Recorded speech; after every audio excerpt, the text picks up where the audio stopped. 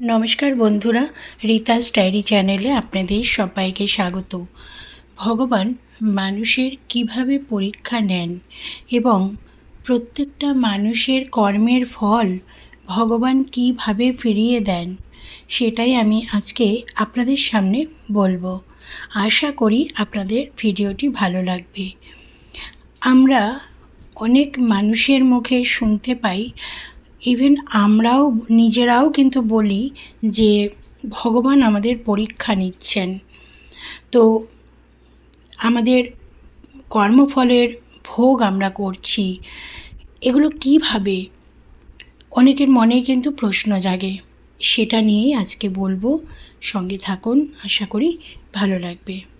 ভগবান কিভাবে মানুষের পরীক্ষা নেন, এর পেছনে একটা গল্প আছে। সেই গল্পটা খুবই শিক্ষণীয় একটা গল্প, সেটাই আজকে বলছি। ঘটনাটা এরকম যে একবার শীতের রাতে, সেদিন ছিল শীতকাল, কিন্তু প্রচণ্ড বৃষ্টি ছিল। বৃষ্টির মধ্যে ভগবান নারায়ণ এবং মা লক্ষ্মী একবার মর্তধামে এলেন, বৃদ্ধ এবং বৃদ্ধার রূপ ধরে। পৃথিবীতে এসে তারা শহরের এক ধনী বণিকের বাড়িতে গিয়ে দরজায় ধাক্কা দেয়। তখন সেই ধনী ব্যক্তিটি দরজা খুলে বলল যে, আরে, এই বুড়ো বুড়ি তো কাদা মাখা পায়ে সারা বাড়িঘর কাদা কাদা করে দিয়েছে, যাও এখান থেকে। তখন সেই বৃদ্ধ লোকটি বলল যে, এত রাতে আমরা কোথায় যাব?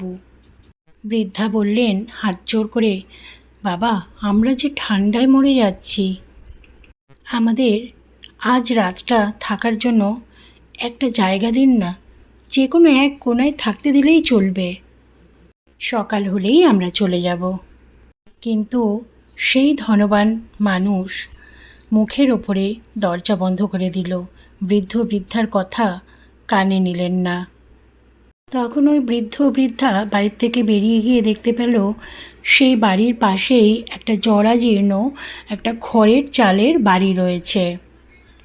সেই বাড়িতে ভাঙা জানলা দিয়ে, জানলার যে কপাট সেটা দিয়ে দেখা যাচ্ছে যে একটা প্রদীপের আলো জ্বলছে। বৃদ্ধ বৃদ্ধা তখন ওই বাড়িতে আশ্রয় নেওয়ার জন্য গেল। তখন বৃদ্ধা বললেন বৃদ্ধকে যে, এত ধনী বাড়িতে আমাদের জায়গা হলো না, তো এই ভাঙাচোরা বাড়িতে আমরা কিভাবে থাকবো? এখানে তো ওদের নিজেদেরই জায়গা নেই, আর তাছাড়া আমাদের ভেজা কাপড় চোপড়ে আমরা কিভাবে থাকবো এখানে? এই কথা শুনে বৃদ্ধ বলল যে, একবার তো গিয়ে দেখি, যেটাই ঘটুক।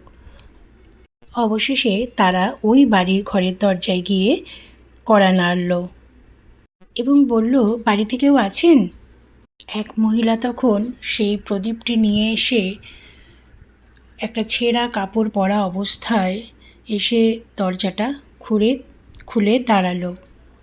বৃদ্ধ বৃদ্ধার এই অবস্থা দেখে, বৃষ্টির মধ্যে ছেঁড়া জামাকাপড় পরে রয়েছে তারা, ভেজা জামাকাপড়, সেটা দেখে সেই মহিলা বলল, তোমরা তো পুরো ভিজে গেছো, এই অন্ধকার রাতে কোথায় ঘুরে বেড়াচ্ছ? এসো, তোমরা ভেতরে এসো। সেই ঘরে একটা ছোট্ট চৌকি ছিল। সেই চৌকিটা পরিষ্কার করে সেই ঘরের মহিলা সেই আগত বৃদ্ধ বৃদ্ধাকে ওখানে বসতে দিল। এবারে ওই বাড়ির মহিলা ওদের ভেজা কাপড় চোপড় দেখে, ঠান্ডার মধ্যে শীতে কষ্ট পাচ্ছে দেখে, ওই মহিলা ঘরে একটা আগুন জ্বালানোর ব্যবস্থা করলো, যাতে সেই বৃদ্ধ বৃদ্ধা হাত পা সেঁকতে পারে, যাতে তাদের ঠান্ডা থেকে কষ্টটা একটু কম হয়। তারপর দুটো কাপড় এনে বলল, বাবা, তোমরা এই কাপড়টা পরো, না হলে তোমাদের ঠান্ডা লেগে যাবে। বাড়ির সেই গরিব মহিলা বলল যে, কি করব, এই দুটি কাপড় ছাড়া আমাদের যে আর কোনো কাপড় চোপড় নেই, এই নিয়েই আমাদের চলতে হয়। তোমরা তোমাদের ভেজা কাপড়গুলো আমাকে দিয়ে দাও, আমি এগুলো ঘরে টাঙিয়ে দিচ্ছি, শুকিয়ে যাবে। তারপর ওই মহিলাটি বৃদ্ধ বৃদ্ধাকে দুটো রুটি এবং শাকের তরকারি এনে খেতে দিল, আর বৃদ্ধ বৃদ্ধাকে বলল যে, এটাই আমাদের বাড়ির ভগবানের প্রসাদ আজকের। এবং বলল, এই দুটো রুটি ছাড়া দুধ, ঘি, চিনি, মিষ্টি কোনোটাই আমাদের কাছে নেই, তাই এই দুটোই তোমাদেরকে খেতে হবে। বৃদ্ধ বৃদ্ধা তখন একে অপরের মুখ চাওয়াচাওয়ি করতে লাগলো। তারপর ওই দম্পতি দুজন খুব খুশি সহকারে রুটিগুলো খেলো এবং কিছুক্ষণ পর ওই মহিলার স্বামী বাড়িতে ফিরে আসে। স্বামী ফেরার পরে ওই গরিব মহিলা স্বামীকে সব খুলে বলল। তারপর তার স্বামী ক্লান্ত শরীরে সব শুনে খুবই খুশি হলো এবং পরে বিছানা তৈরি করে সেই দম্পতি বৃদ্ধ বৃদ্ধাকে সেখানে শুতে দিল এবং সেই গরিব মহিলা দম্পতি মাটিতে একটা ছেঁড়া কম্বল গায়ে দিয়ে শুয়ে পড়ল। এবার সকালবেলাতেই সেই মহিলা দম্পতি বেরিয়ে যাওয়ার জন্য তৈরি হতে লাগলো, কিন্তু গরিব মহিলা তখন বলল যে, মা এখন বেরিও না, সকালবেলা দুটো রুটি খেয়ে যাবে। তখন সে দুটো রুটি বানালো এবং বলল, মা আমাদের তো আর কিছু নেই, তাই সকালবেলা না খেয়ে যাবে না, দুটো রুটি অন্তত খেয়ে যাও। তখন বৃদ্ধ বলল, মা তুমি আমাদের জন্য অনেক করেছো, আজ আমি তোমাদের আশীর্বাদ করছি যে তুমি আজ যা ছুঁয়ে দেখবে তা পরিপূর্ণ থাকবে, কোনোটাই তুমি খালি দেখবে না। তারপর সেই বৃদ্ধ বৃদ্ধা চলে গেলেন। তখন এই গরিব মহিলা ভাবলেন যে রান্নার বাসন পরিষ্কার করতে হবে। যখনই তিনি রান্নার বাসনে হাত দিলেন তখন দেখলেন যে সেই বাসনে স্বর্ণ মুদ্রায় ভরে রয়েছে। এরপর ওই গরিব মহিলা যেখানেই হাত দিচ্ছে সেখানেই দেখছে সোনার মুদ্রায় ভরে রয়েছে। তখন তার স্বামী সেই স্বর্ণ মুদ্রা বাজারে বিক্রি করে একটি ভালো বাড়ি তৈরি করলো এবং একটি কাপড়ের ব্যবসার স্থান তৈরি করলো যেখানে সে ব্যবসা করতে পারবে। তারপর তারা সুখে শান্তিতে সংসার করতে লাগলো। তাদের জীবনে অভাব বলে আর কিছু থাকলো না। এরপর যখন সেই ধনী ব্যক্তি সব খবর পান যে তার পাশের গরিব মহিলা এত বড়লোক হয়ে গেল, তখন সে সব জিজ্ঞেস করাতে গরিব আগের সেই মহিলাটি সব বলল। তখন ধনী ব্যক্তি তার স্ত্রীকে বলল যে এই রকম ওদের বাড়িতে হয়েছে, তাহলে আমরাও এটা করব। সেই চিন্তাটা কিন্তু ভগবান কিন্তু জেনে গেছেন, কেন ভগবান সব কিছু জানেন, তিনি যে অন্তর্যামী। এর কিছুদিন পর আবার বৃষ্টির রাতে সেই বৃদ্ধা দম্পতি আবার আসলেন, স্বয়ং নারায়ণ এবং লক্ষ্মী বৃদ্ধ বৃদ্ধা রূপে, এবং এসে সেই ধনী ব্যক্তির ঘরে দরজায় টোকা দেয়। উঁকি দিয়ে ধনী ব্যক্তি দেখতে পারেন সেই বৃদ্ধ বৃদ্ধা যাদেরকে তিনি তাড়িয়ে দিয়েছিলেন। চিনতে পেরে তিনি দ্রুত তার স্ত্রীকে সেই বৃদ্ধ বৃদ্ধাকে আনতে পাঠালেন। এরপর সে বণিকের স্ত্রী একটি মিথ্যে নাটক করে সেই বিদ্যুৎ বন্ধ করে দিয়ে নিজের ঘরে লাইট অফ করে একটা প্রদীপ নিয়ে এসে তাদের সামনে দাঁড়িয়ে বলল যে আসো আসো ঘরে আসো, তোমরা তো পুরো ভিজে গেছো, বলে তাদেরকে ওই রকমই একটা ভাঙা খাট জোগাড় করে তাদেরকে ওই ভাঙা খাটে বসতে দিয়েছে। বাড়িতে অনেক ভালো কাপড় থাকলেও সেই দম্পতির জন্য একটা ছেঁড়া কাপড় বার করে দিলেন এবং বৃদ্ধ বৃদ্ধাকে বলল, বাবা আমরা তো খুব গরিব, এর থেকে ভালো কিছু আমাদের নেই, তাই এই ছেঁড়া জামা কাপড় আমরা পরতে দিলাম। এরপর তাদেরকে বাজরার রুটি আর শাক খেতে দিল।